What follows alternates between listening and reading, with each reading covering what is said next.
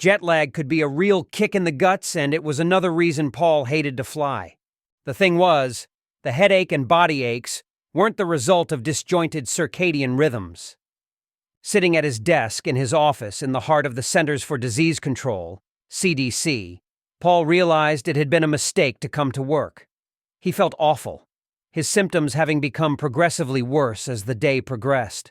When he'd turned up for work, he'd been suffering from mild chills, but now it felt like his whole body was rejecting itself. Paul had made it through the president's early morning visit, a chore he'd needed to attend to. Despite not voting for the man, Paul found that he had liked the president, which surprised him. The confident man who had shaken his hand warmly was not the same individual he kept seeing ripped to pieces on the evening news. Fortunately, Paul had remembered to wipe his hand before touching flesh, to mop up the sweat that kept breaking out on his skin. It didn't stop the leader of the free world from becoming infected, of course. Paul popped some more ibuprofen, and he found swallowing difficult even with the water he tried to wash the tablets down with. His throat was becoming a raging firestorm, and his sinuses were filling with thick mucus, making it difficult to breathe. With Paul, the virus had taken it upon itself to primarily attack the lungs, and if Paul had survived another day, he would have likely drowned on his own bodily fluids. But his body had different ideas and was about to fail him in a spectacular fashion. Paul was an orphan, and so didn't know that his father had passed along a genetic flaw. That flaw had resulted in a defect in his aorta to form, an aneurysm that had been slowly growing for the past few years. In a way, Paul was lucky, and his aversion to exercise and his fondness for meditation had probably been the thing that had saved him up until now. The virus was putting such a toll on his body, the flesh was moments away from failing. It was when the direct message arrived on the CDC intranet that he felt the twinge in his chest. With his body weakened, the aorta had chosen that moment to begin its final and epic failure. Paul read the memo, casually massaging the heartburn that had suddenly emerged in his chest. The message alarmed him. It was to inform him that there was a possible outbreak of an unknown virus in Bangkok and that occupational health services wanted to give him the once-over. Right there was why he didn't like flying to weird and exotic locations. Paul generally didn't watch the news, but a sudden feeling of dread made him do an internet search on Bangkok. A host of articles and website links came up in the search engine, and just as he moved his mouse pointer to click on one, the aneurysm ripped. There was a sudden tearing sensation that seemed to spear his abdomen from front to back. The pain shot into the back of his legs and a wave of dizziness hit him. Losing control, Paul vomited all over his desk, and desperately he reached for his phone to call for help, but so quickly did he start to bleed internally that he failed in his attempt to save himself. The aorta is the biggest artery in the body, and Paul's had a tear in his as long as his index finger. The loss of blood pressure caused his heart to beat faster, but that only sent more blood to where it wasn't supposed to go. 80% of ruptured aneurysms are fatal, and Paul wasn't going to be the exception to that rule. He blacked out and slid from his chair, landing under his desk. He had insisted on white porcelain tiles for his office, and blood now trickled from his mouth as the life force left him. A minute later, when the remnants of his brain reset, Paul pulled itself to its feet, blissfully free of the agony that had pierced the living Paul. The heart was no longer needed and rested silently in his chest, the aneurysm now forgotten. There was another discomfort there now, and it rapidly grew as the hunger took over what Paul had become. Saliva poured from its mouth, a mechanism to help spread the virus through bites. The enzymes present, making the virus more virulent. The manufactured virus basically turned what was left of the human body after death into a walking delivery system for itself. Paul tried to walk forward but kept hitting the desk it had spent so many years sitting behind. It couldn't understand why it wasn't able to make progress, and it increased the force enough to move the thick antique oak desk aside.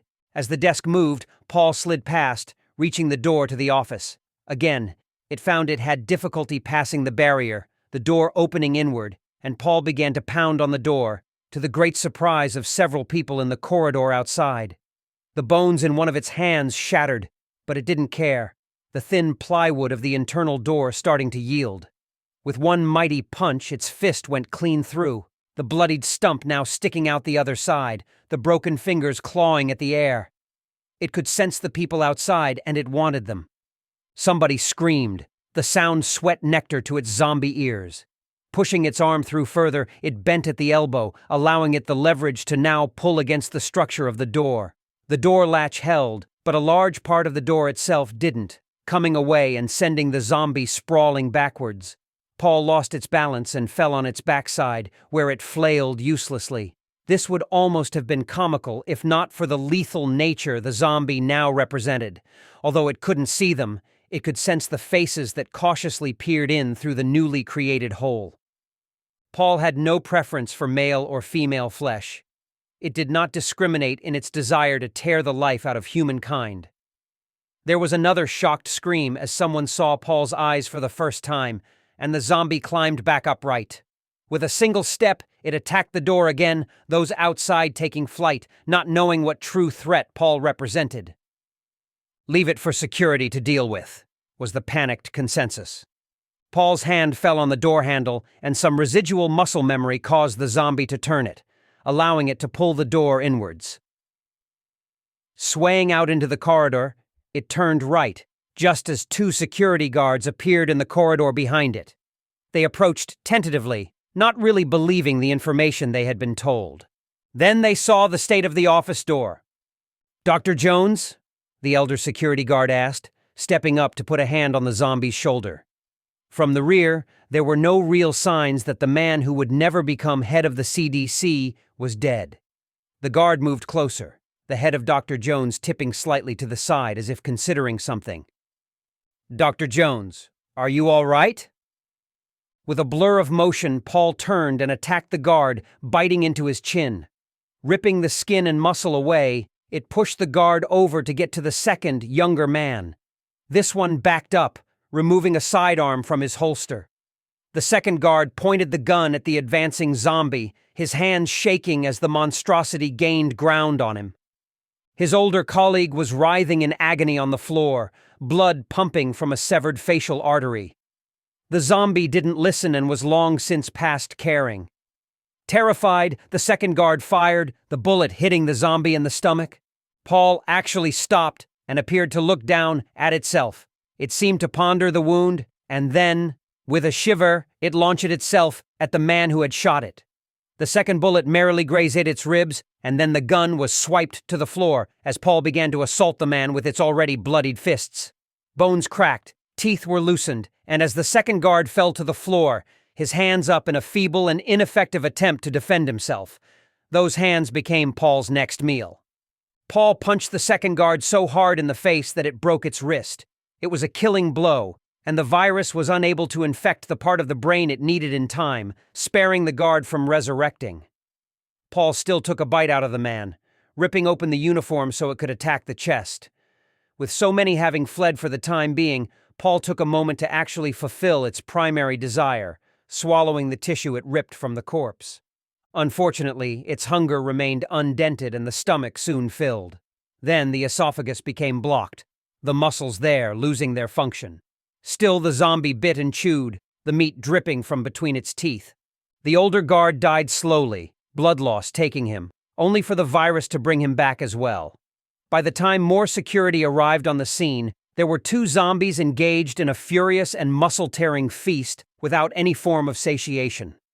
That was how the virus first presented in the USA, but by then it had already spread to multiple cities in multiple states. The end always has a beginning,